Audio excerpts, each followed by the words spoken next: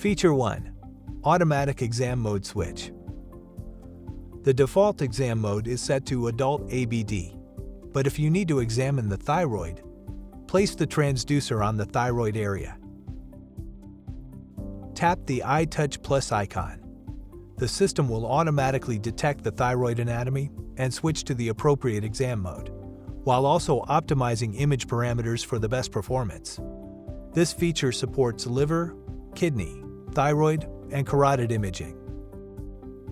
Feature 2. Automatic Image Optimization.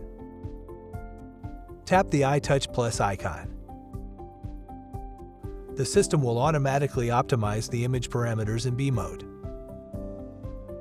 Additionally, color, power, PW, and TDI modes can also be optimized by iTouch Plus.